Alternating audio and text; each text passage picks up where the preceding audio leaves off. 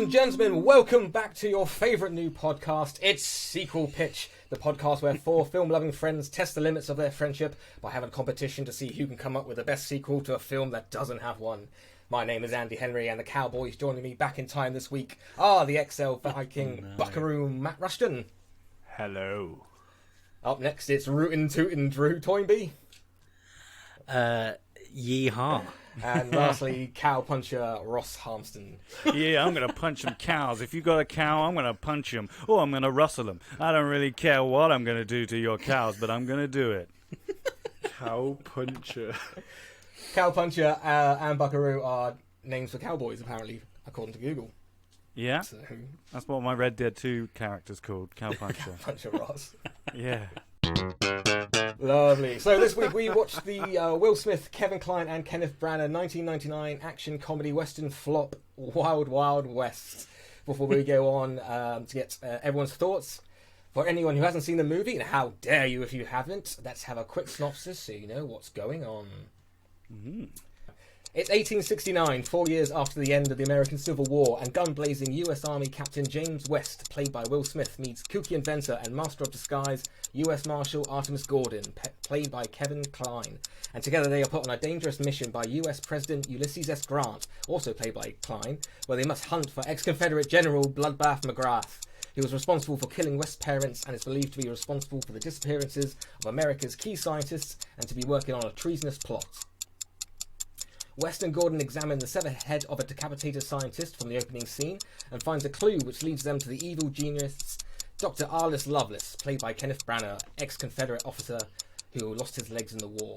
Sneaking onto Lovelace's plantation during a party, the two rescue a woman named Rita Escobar, played by Salma Hayek, and she asks for help in rescuing her father, one of the kidnapped scientists.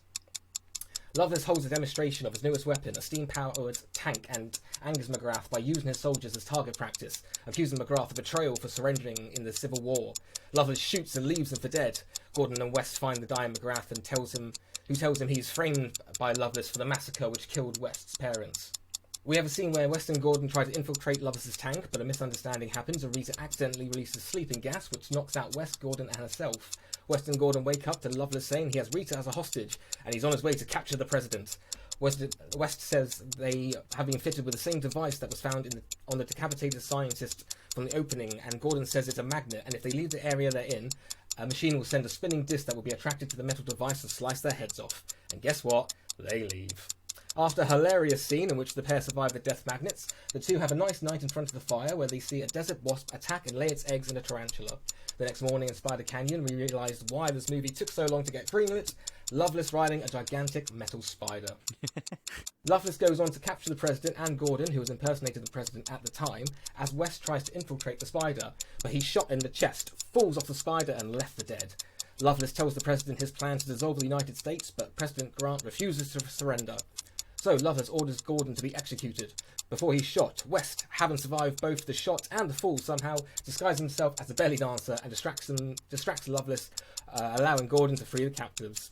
However, things don't go to plan, and Lovelace kidnaps the president and escapes on his mechanical spider. West and Gordon meet and say they know how they can take down a spider. They fit wings to a bike and ride off a cliff to create the Air Gordon flying machine. When they catch up to the spider, they battle the henchmen before West confronts Lovelace, who is now on mechanical legs. As the giant spider approaches the cliff, Lovelace shoots at West with a concealed gun but misses and hits the spider's machinery instead, halting it abruptly at Canyon's edge. Both West and Lovelace fall off the spider, but West survives by catching a chain which he used to kill and hang an earlier goon. When the dust settles, President Grant promotes Gordon and West as the first agents of the new United States Secret Service, and we find out Rita has been lying this whole time. The man she claims to be her father is actually her husband. The movie ends with West and Gordon riding off into the sunset on the giant spider. So let's start the podcast by going to the end of the movie. What was the best part of this film? The end song. I think it's when the credits roll is my favourite bit of that film. It's weird watching this film. When I was watching it and I was messaging the guys, I was like, it's actually all right. You know, it's not too bad. And then on reflection, I'm like, actually, no, it was awful. Yeah. And like the belly dancing bit you just reminded me of, I was like, Yeah. oh my Crikey. god. Yeah, forget about that. And then like just the it's the jokes are constant. When did it come out again? When did this come out? 99. Yeah, this feels like a 1999 film. It's all like jokes about jokes about ladies or bums or boobs. Oh, the breast Yeah, scene, when they're Yeah. trying to figure out the best About breast. 20% of the jokes in this movie are centered around men dressed up as women. Yeah. That is a significant portion of the funny of the film. It is just, look at that man, he's wearing a dress. Yeah. How wild is that? Are you crazy? Which, even for the 90s, surely must have... Well, obviously, people did find it lazy because people did not like this movie. No. Well, apparently this movie went under cost reshoots in attempt to inject some humour because the audience didn't find it funny at first. Oh, stupid audience. What do they know? I wonder if that What was do they in the know? movie already, or they went, "I've got a good idea how to make Yeah. this But funny." it's interesting, Ross, that you found it, that you were okay with it while you were watching it, because I kind of agree. Aside from some really, really bad ableist and racist jokes, which none of us are from an ethnic minority, nor are any of us disabled, so it's not our place to talk about that particularly, but it's not good. But generally speaking, the charisma of the cast carries this film so far. Yeah. And in the moment, you're like, yeah, Will Smith is charming and funny, and Kevin Kline can deliver a dry comic line really well. Salma Hayek is great in this film. I mean, Ken Branagh is just another kettle of fish. wow. Yeah. He But hated then- this. Self-professed worst American accent ever. Yeah, he's gone on. Bless him. He Wait, wasn't. you said he didn't like it. No one liked this. Everyone in the cast, Barry Sonnenfeld and half the staff of Warner Brothers hate this movie. After post-production, Warner Brothers had already given up on the movie, considering it the black sheep of the family.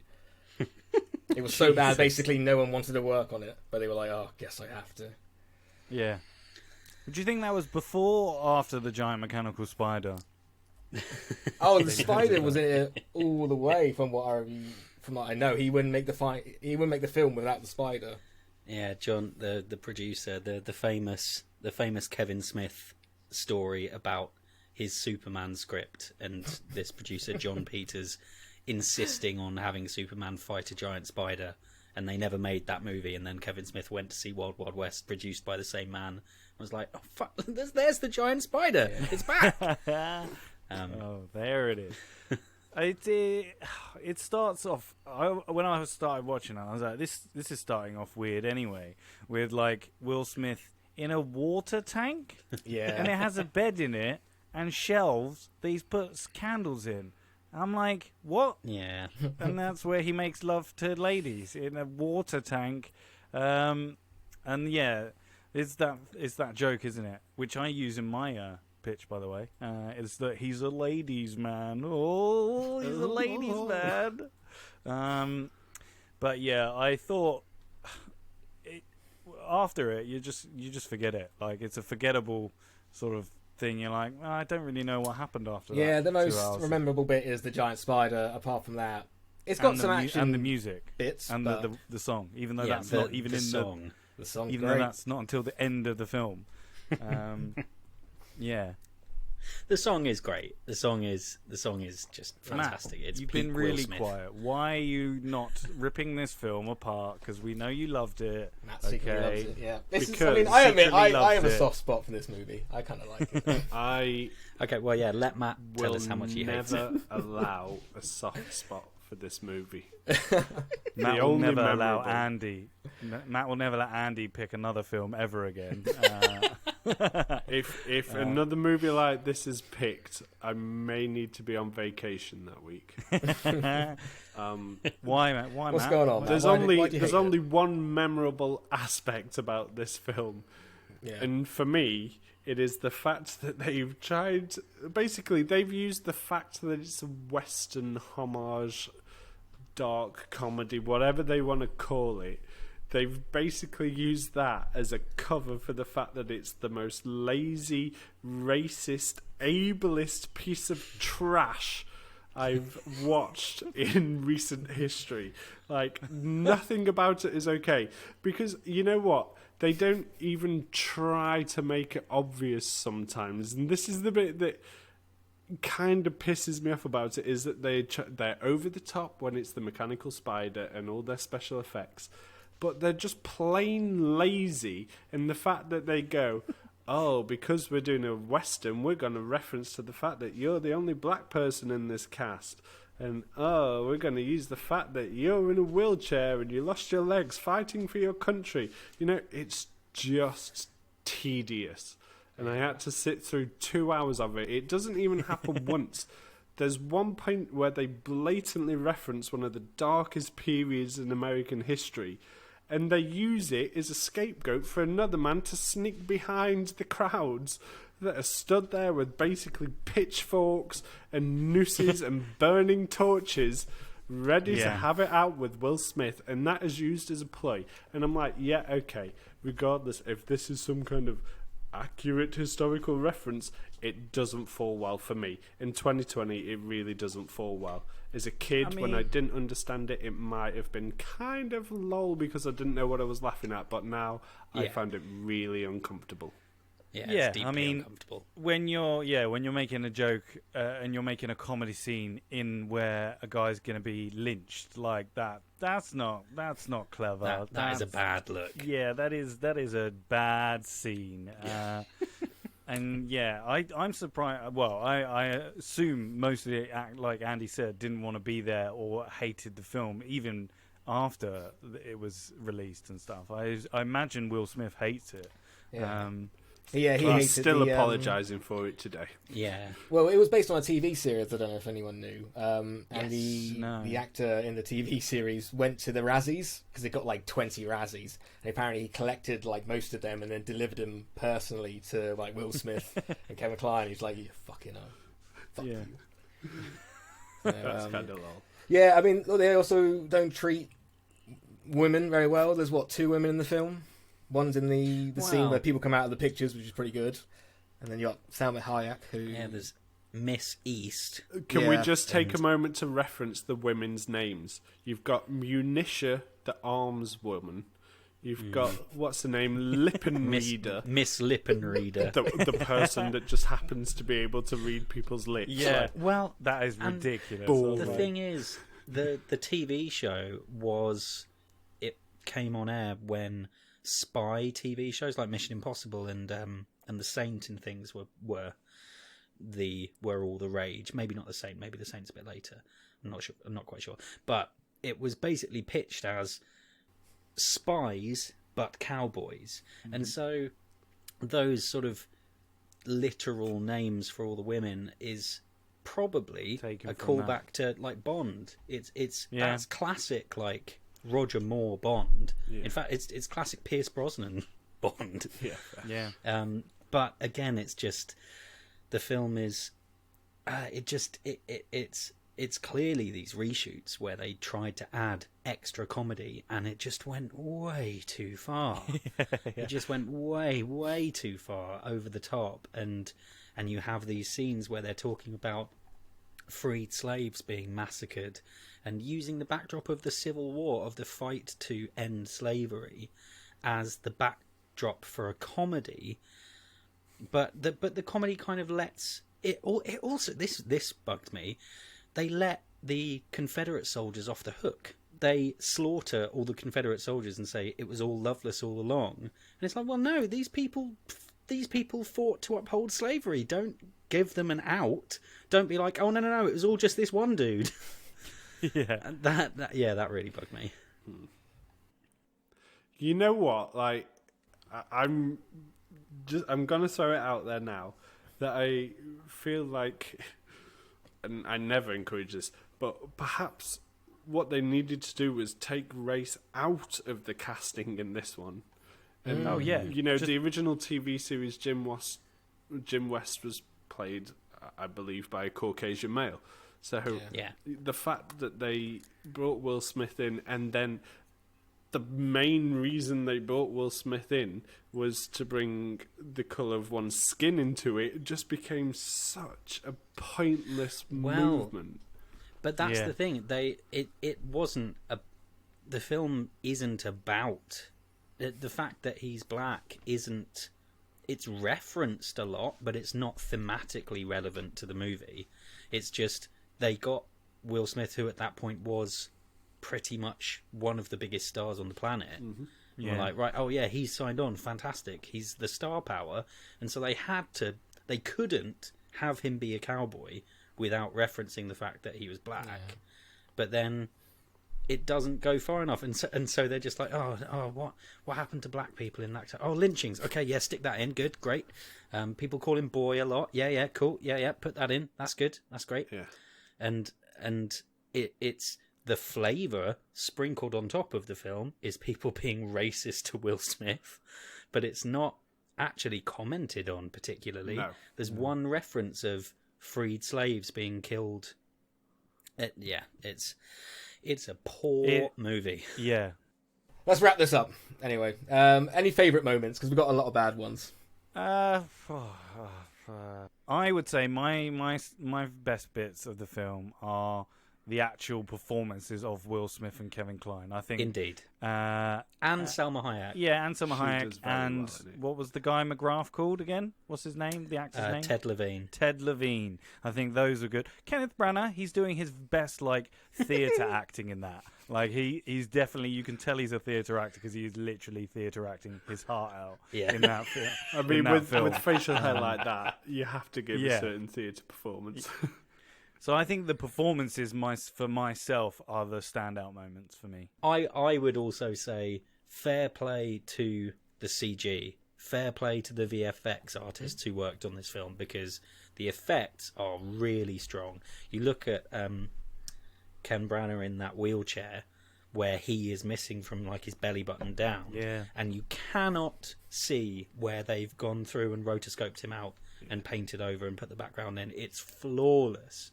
There's Well, so he was much. he's kneeling. That's what I've read. Yeah, but they still have painted out something underneath. It's like it's his belly button, and then it's like 3 or 4 inches.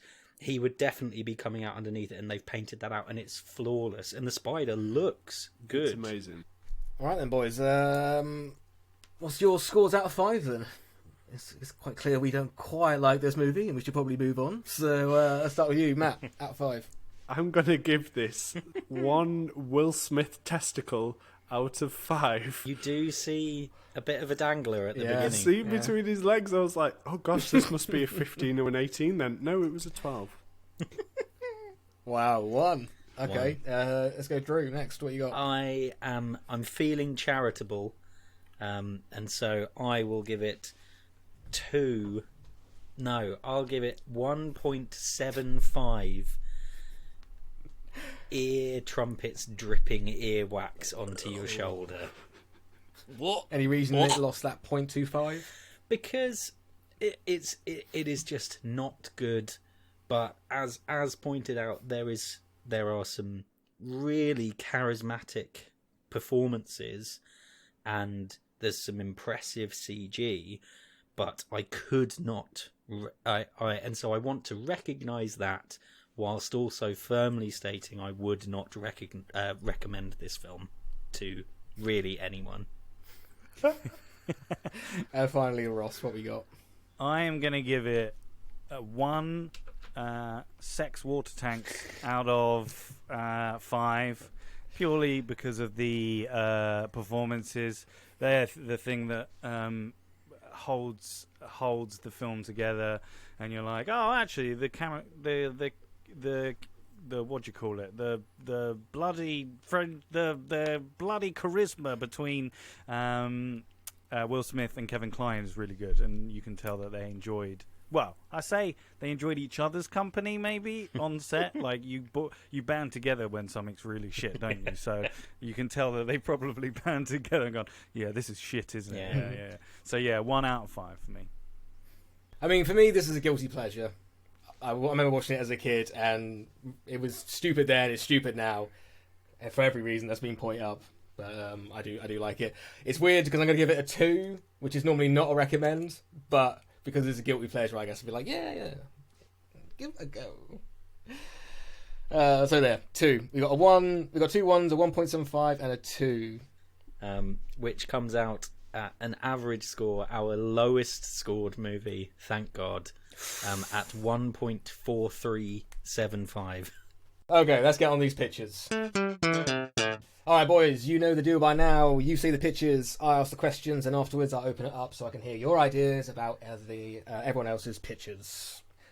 I flipped a coin before the podcast, and today we're going to start with Ross. Oh, hello.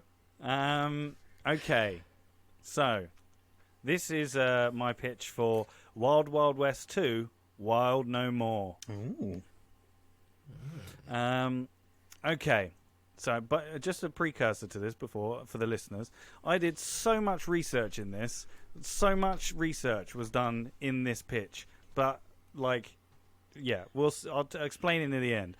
Okay, so here we go. It's 1900, 31 years after the events of the first movie.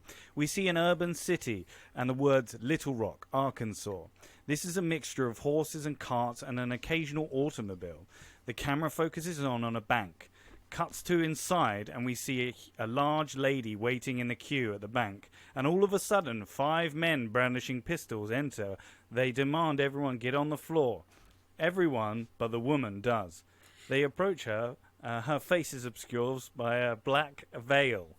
They remove it, and after some pithy dialogue, the woman suddenly drops her voice, and we see it's Artemus Gordon in disguise. He brandishes a secret pistol from his wrist, but it malfunctioned and doesn't work. They knock him to the ground, and Gordon says, "Don't worry, there's always a backup plan." I don't know why he's British. He flinches and waits for something that doesn't come. He looks to the window expecting something. The robbers laugh and start stealing the money. We then pan outside the bank across the street to a hotel. There is a sniper rifle propped up against the wall. We are then introduced to Jim West in a bed with a lady. He hears the commotion outside and looks at the other robbers. That are making away with the money and Gordon. He hurriedly puts his clothes on, and the woman says, "How are you going to catch them in a car?" He quips, "I've got horsepower." I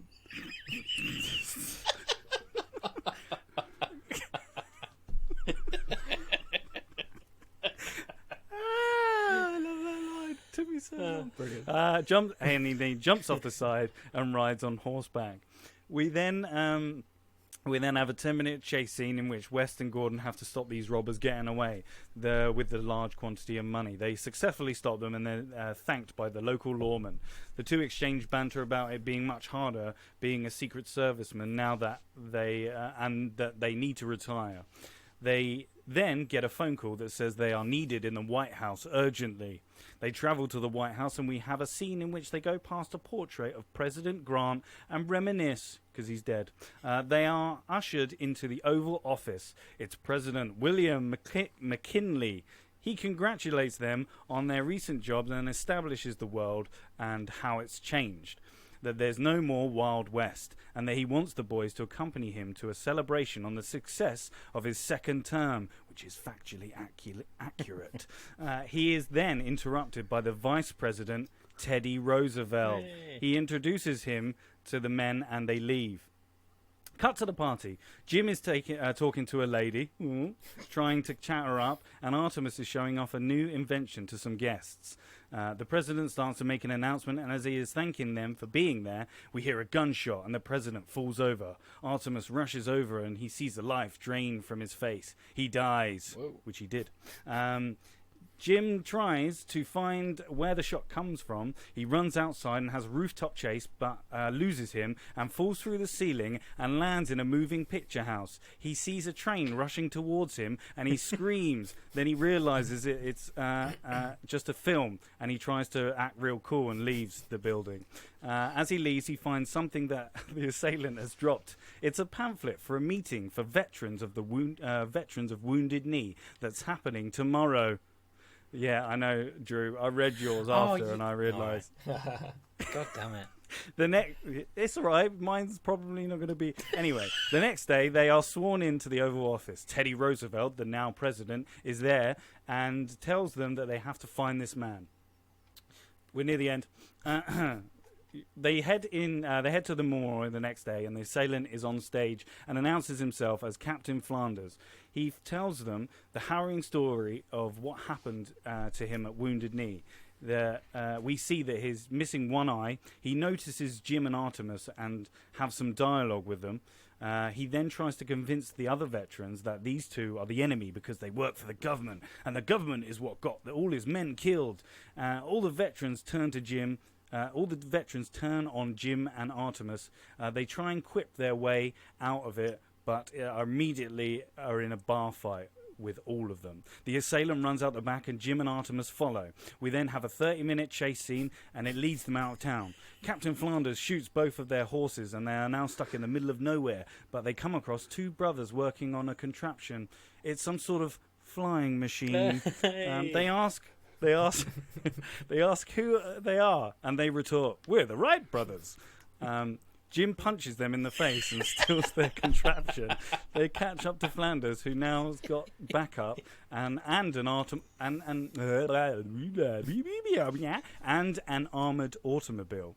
Jim drops down onto the car, fights Flanders whilst Artemis takes care of the backup. Artemis sees they are heading for a ravine and quickly swoops down to pick up Jim.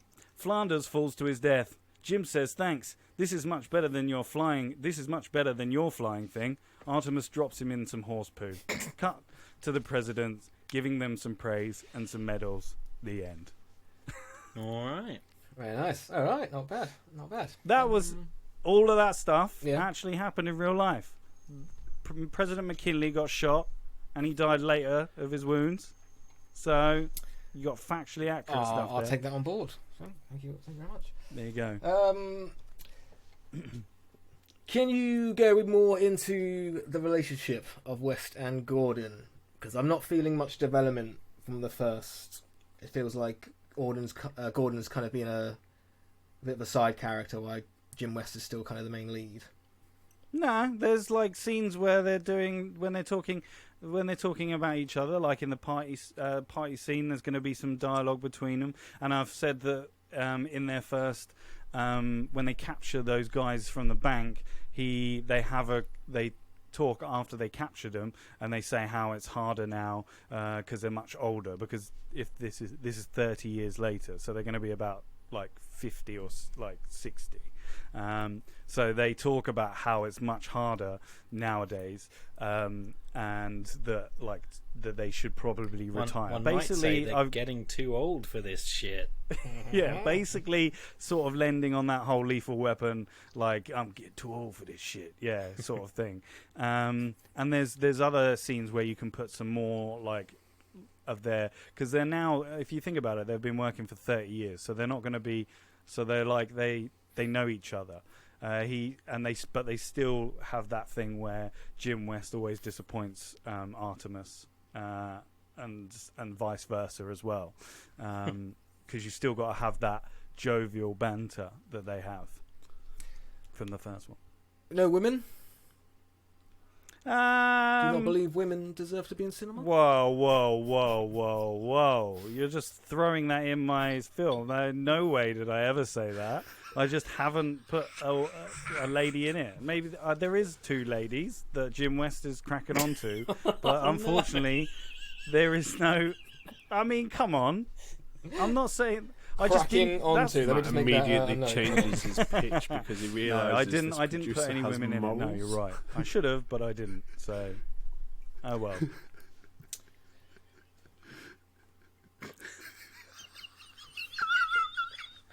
Unexpectedly as well.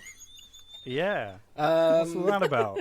Oompa Loompa sex, and now he cares about fucking Hey, having women in when his you're pitching and films. hosting, you're different. You're different. Oh man, good point. Yeah, how many women were in your Charlie reboot? Jesus. Oh, I don't want to think about it. All right. Anyway, go on, carry on. All right, last one. A 30-minute Yeah. chase scene. Yeah, 30 minutes. Pad it out. Anything Do some happening funny in that? dialogue Is in that it. in that scene? Is like little Well, no. stories Like happening? or Matt is it said literally just last week. chase? like Matt said last week, it's a sequel pitch. It's not a screenwriting pitch. I don't have to write every scene.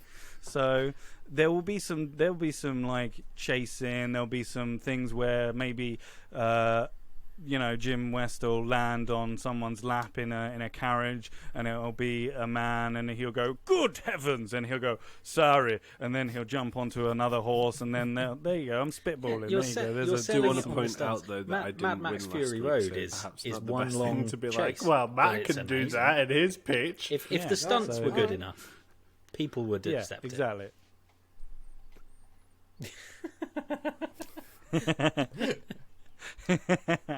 So yeah, there you go. Yeah. Okay. Very nice. Very nice. Let's move on to Drew, please. Hello. Kick us off. All right. Mine is titled "The Wild Wild West," following in the footsteps of films like The Predator. Just because it was. So we've got Wild Wild West and Nice. The Wild Wild West. Yeah, it was going to be Wildest Wild West, but then I hated that so much more, so I went with The Wild Wild West. So we open on a snowy city, and on screen it says Pierre, South Dakota, January 1891. Secret Service agent Frank Harper, played by Zac Efron, is cool, calm and kick-ass, fighting like Jim West and using gadgets like Artemis Gordon, when we see him following, then taking on a warehouse full of bad guys. But then he is shot in the back by Mark Strong, whose identity in the film we don't know yet. His protege, Frank's protege, a Native American woman named Matilda Galpin, played by Blue Hunt from the New Mutants movie, finds him just before he dies. He tells her that she can't trust anyone. She stands holding his hat and then titles on screen, The Wild Wild West. Matilda then goes on the road to find the only people she can trust, Frank's mentors, Jim West and Artemis Gordon. She finds Jim, of course played by Will Smith, living a normal, upstanding life and incredibly bored, craving danger. When he catches her breaking into his farm, he quickly agrees to join her because he wants the excitement, and she's disappointed not to be able to use the speech she prepared to get him to come along. I see a bit of banter there. Then going on to find Artemis, he's running his own Shakespeare troupe, which, again, with Jim being on the farm, these are both things from the TV show, apparently. They arrive at the Shakespeare troupe during a play, and all of the characters are wearing such heavy prosthetics. They're sat there trying to work out which one of them is going to be Gordon. And then, of course, it turns out that actually he's sat behind them as the director, sort of overseeing all the pyrotechnics and things happening on stage. He meets them. It's a little bit frosty between Jim and Artie, but they all go off and grab a drink, and now Matilda can give the exposition. Basically, Frank had been investigating the massacre of a large group of Native Americans who, while they were in the process of being moved off of their land. He found evidence implicating a man called Barclay Moore, who's this big British tycoon in the massacre. It's even more personal for Matilda because she's Native American, but had been raised by a sort of a frontier family who took her in when she was found wandering alone as a small child, and that was what allowed her to get into the Secret Service and be able to try to progress up the ranks.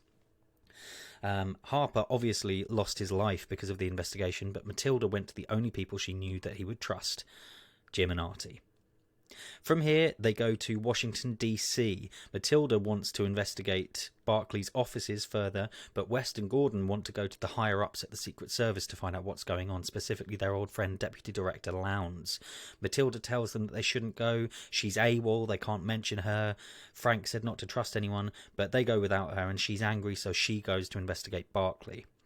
The following two sequences are kind of intercut. There's West and Gordon discussing Matilda while they're travelling to the Secret Service headquarters, basically sort of referencing the stereotypes of the time, but then showing Matilda using those stereotypes to her advantage to kind of trick her way into the inner sanctum of Moore's offices. But then they also mention, remember Rita, we've been tricked before. Matilda gets cornered after she finds incriminating documents. Barclay Moore arrives. It's Michael Gambon. I think it has to be Michael Gambon because he's so good at playing like horrible baddies.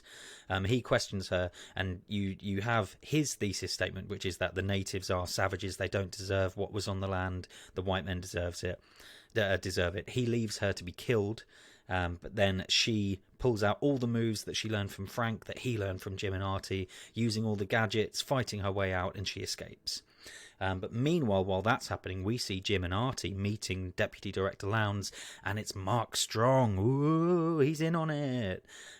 They talk about Harper, but he doesn't help them. He says that he doesn't know anything. He's a bit dismissive, and then says he has business out of state and he has to go. And they are both immediately suspicious. And when they get back and talk to Matilda, they're like, yep, we know he's lying. He's got to be involved. What next? Matilda has the information that she stole, and they have to go to South Dakota. There is information being held in a gold mine that was on land belonging to the massacred tribe. West says it's a shame that they don't still have that giant spider, as it might come in handy. And Artie's like, that thing was too dangerous for anyone to possess, but I'm sure that between us we can think of something.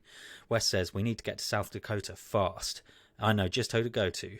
And then cut to the gang on the Wanderer train again. You have Marshall Coleman driving from the first film, and that actor, M. Emmett Walsh, is still alive and still acting. And he's just there, obviously complaining about them messing up the train and complaining he's got to work with them again. On the train, we see Matilda sort of doing some extra training with Jim West, but also working with Artie and fitting themselves out with gadgets from the first movie, but she's sort of adding to them and changing them. The climax all happens at this gold mine in South Dakota. They go to get off the train. Matilda gives Coleman a letter, and they walk off towards the mine. And they basically go there. They have a battle to sort of work their way in. They get to the bottom. They find Barclay Moore keeping a Native American man hostage, and he's actually invented a new process to make better gasoline, better petrol, and better internal combustion engines. And Barclay Moore killed everyone in his family group because he wouldn't give him the invention, and now he's helping him make it. They have a big fight. It looks like they're about to be overrun, but then a bunch of Native Americans arrive outside that Matilda's been able to convince to come and help fight. They basically take out all the bad guys, and it ends with the point that there are people who'll do anything to anyone to hold power and gain more power. It shows the Lakota people particularly having to leave their homes and go on the Trail of Tears. But at the end of the film, West and Artie stay in contact. Artie brings the Shakespeare troupe to Jim's town quite regularly, and Matilda returns to the Secret Service and continues to be a complete badass. Okay, very nice. Movie with a message, always good. My first question, Drew, is if you took Gordon out of this movie, what would be different? He is more a thematic. He's there to show how his influence has been there on Matilda and Frank before her. But yeah, he would just be kind of what Ross said. He'll just be there giving Will Smith a hard time and being Kevin Kline, which I really enjoyed in the first film. But yeah, it's more Matilda's movie than either Will Smith or Kevin Kline's. So I can see the comedic moments in it. How much action have you got? Because of course this is a comedy action. I got, from what I see, it's a little bit at the start, and then you got a small fight in the middle where Barclay tells Matilda, orders Matilda to get, and then at the end. Pardon me. That is entirely fair. I had intended for there to be a bar fight that would show how much Jim West sort of is craving danger, and I forgot to put it in. So that's fair, but you are welcome to count that against me. Okay, brilliant. I like it. Let's move on to our final picture. Give us a bellow, VK Matt. What have you got? I am bringing you today, gentlemen, WW2. That's WWII. The two I's are both iron legs, as I introduce Wild West the Second. The year is 1893 and the world is changing, but not for the better. The USA is gripped in an economic depression with the industrial workforce striking reference to the historically accurate Panic of 1893. We open to watch such strike with the new president, Grover Cleveland, tasked with fixing the country. But this is where the movie and history begin to split. You see, my Panic of 1893 is caused by something altogether different. The fact that robots are replacing workers. Crude, skeletal-like robots that have familiar limbs seen in the original 1999 movie. The country prospers whilst its people suffer, and there has to be a give. This give comes in the form of an assassination attempt on Cleveland, who is determined to move the country back to a workforce with a pulse.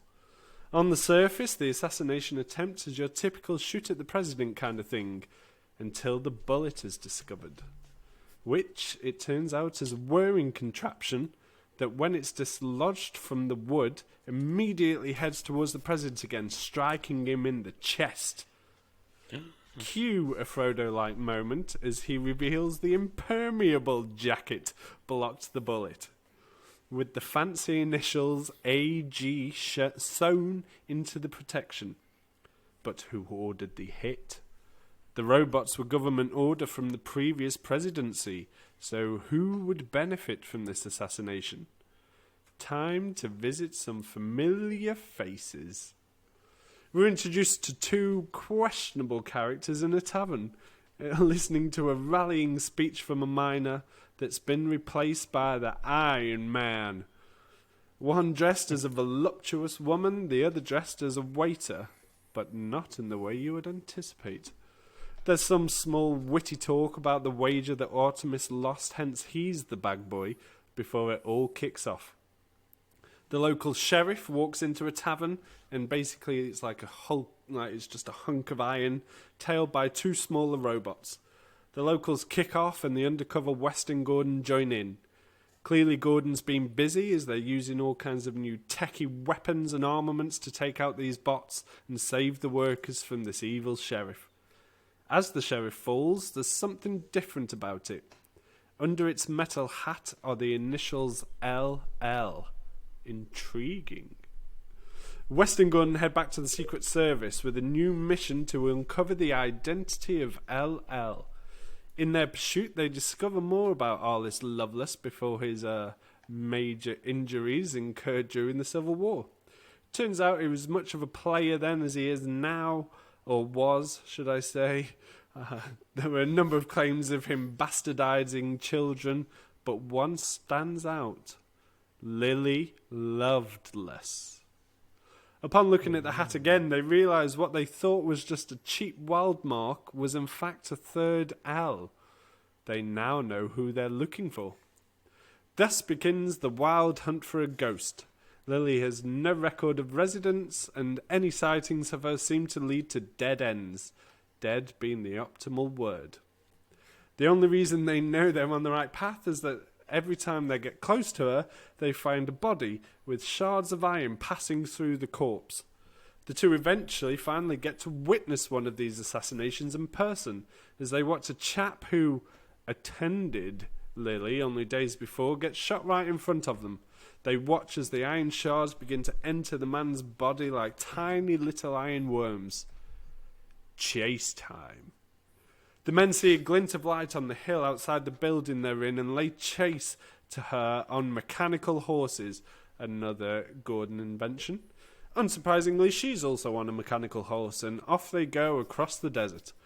The chase culminates in Gordon using his technical prowess to outsmart Lily, and they catch her.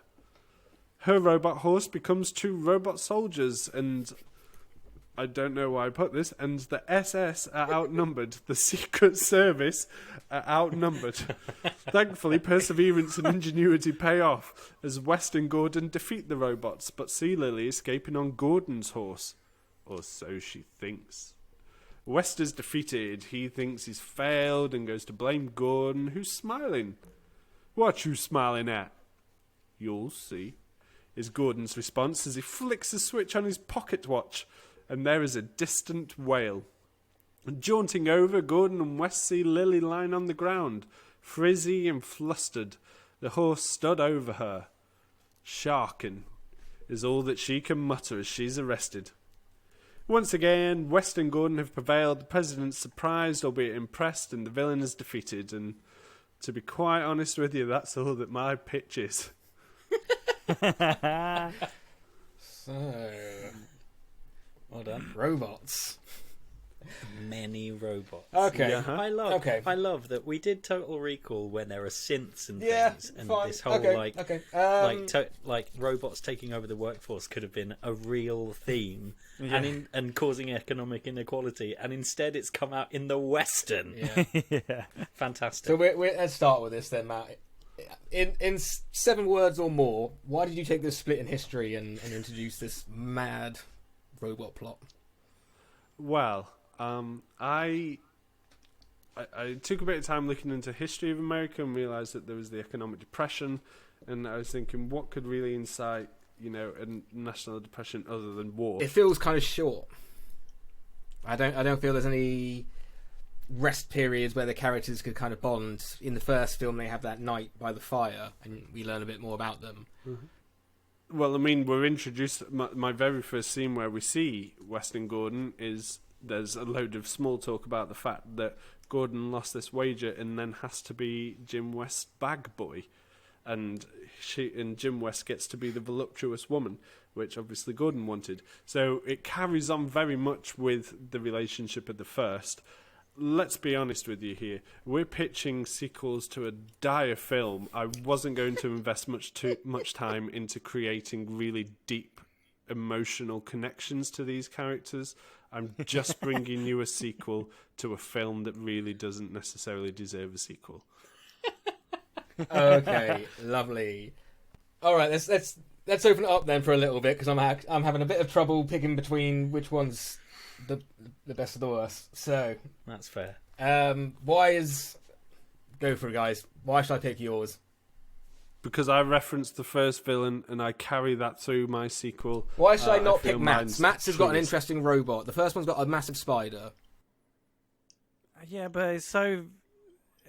He has no heart in this sequel. Look, he sat there and he said he didn't really bother doing it. He don't care, does He's he? clearly just in it for the cash. He just wants to be paid. Where's the artistic integrity? There is still artistic integrity. Hang on, I'm the only one who actually referenced the villain in the first film and carried that through its sequel. The rest of them are just like, I'm just gonna look at some American history and just try and make a comedy film about that for 2 hours. Hey, I referenced the original president in the thing. They see the portrait of the original president. They go, Yeah, that's fair. And then, yeah.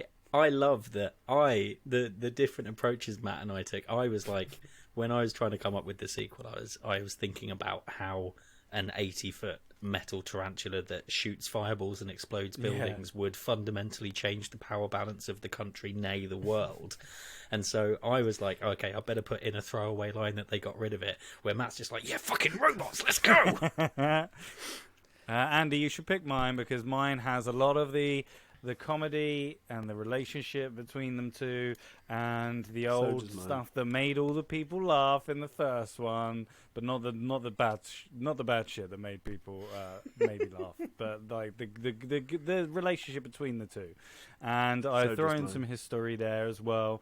And mine's not like about robots that Matt's is, and mine's not really like snooze fest like Drew's. Everyone's just going to be asleep by the end of Drew's. So I think you should pick mine, because it's better. I feel like Drew has an even bigger problem with his, is that he treads too many fine lines that I feel like myself and Ross clearly steered wide away from. We haven't really introduced women into our sequel. I mean, actually, no, I have. I've introduced a really strong woman as the antagonist. Ross didn't. But, we've avoided anything Intentionally not put, race-based. it's not like I went, oh, shall I put a woman in? No, I don't want to put a woman in. Definitely not. It's not like I just didn't. Andy, it didn't sounds like cross Ross my has mind. decided Our not to first put a piece of woman in. merch is Other going to than- be a other badge than that to says be- Ross is a misogynist. Ross sees women as objects to make Jim West look like a player. Drew is, he hasn't made it a point of comedy per se, but a couple of times in his pitch he did refer to, things like Lakota Massacre and Jim West being black still. Things that we really want to steer away from in 2021. I feel like I've given you a strong woman without the risk of racist remarks and misogynistic backgrounding. I object. I'm not saying that we should steer clear of it in 2021. I am saying that it should be referenced and it should be more a part of the film. But Wild West, I feel, is a comedy, and I feel like and there will still be comedy. I also, mine's got a lot of comical moments. I did a thing where the woman says, "Hey, why don't you get a car?" And then he says, "I've got horsepower." Yeah, that did get a big to be fair, he did say that. Yeah, he did say that. And but Drew had one, and he kind of brushed over it when he gave it. Like you need comedy. I had at least 2 funny moments. I have plenty of opportunity for comedy moments. What I bring you is a pitch, not a script. We're called Sequel Pitch, not Sequel Script. I literally give you the foundations to build a fantastic sequel film. Without an end, with a never an end. I had a better end than you did this time, I feel, Mr. Hobson. Oh, it's really hard because there's some good bits. The thing is, what we're looking for is a PG-13, family-friendly action comedy that plays on from the first. All right, give me a second. Holy crap, was the first one a PG? It was 12, I've seen. Oh, That's just PG-13. Can't be PG. They literally had testicles in it. It had testicles. Testicles. The first 5 minutes, there's a woman naked in the water, and then you see Will Smith's testicles. It can't be a PG. Okay, I think I have a decision. Let's start with Drew. What did I like? I like, the female character's got more urgency. She's not just a bum crack and an open flap. Ross, you got clear moments of comedy, especially the opening with the bank scene or whatever. And Matt, considering there was a giant spider in the first one, robots aren't too much of a stretch.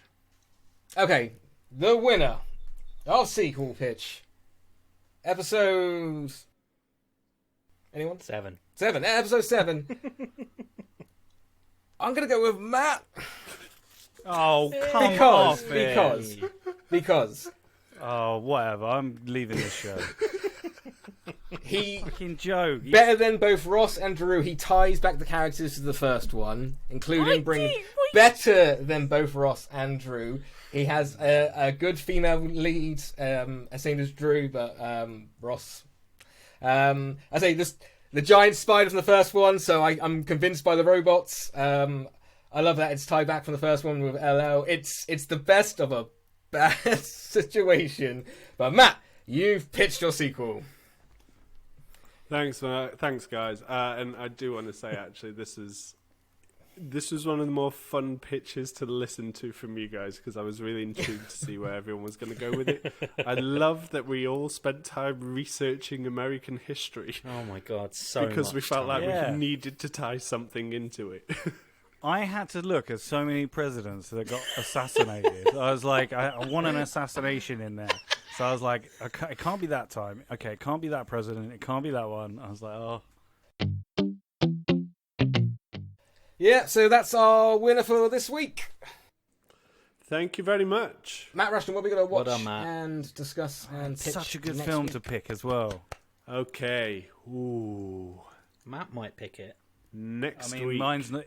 it's not on the list, that, No. but it's on Disney Plus. But yeah, it wasn't on the list. Ooh. I was eyeballing Star on Disney Plus too, but I've decided that next week we are going to pitch sequels to Game Night. Available to watch that's on gonna be Netflix. so hard. Oh my Yes, god. comedy is where Drew will fall. Yes, good. I am not funny. However, Game Night, as 4 friends here who could happily spend all night playing games together, be that video games or board games or anything in between, I expect some fantastic ideas from you gentlemen. It's going to be good. It's going to be good. So that's it from everyone this week. Winner Matt will take us over next week. Follow us on all social medias under Sequel Pitch and all good podcast sites. Goodbye from this week's winner, Matt Rushton. Goodbye. Goodbye from loser number 1, Drew Toynbee. Rootin' tootin', see you later. And goodbye from loser number 2, Ross Harmston. Will Smith's testicles. Labelling the other people losers number 1 and 2 is needlessly inflammatory. I'm head cowboy Andy Henry. Thank you for listening. We will see you next week. This is the last time you're ever going to host.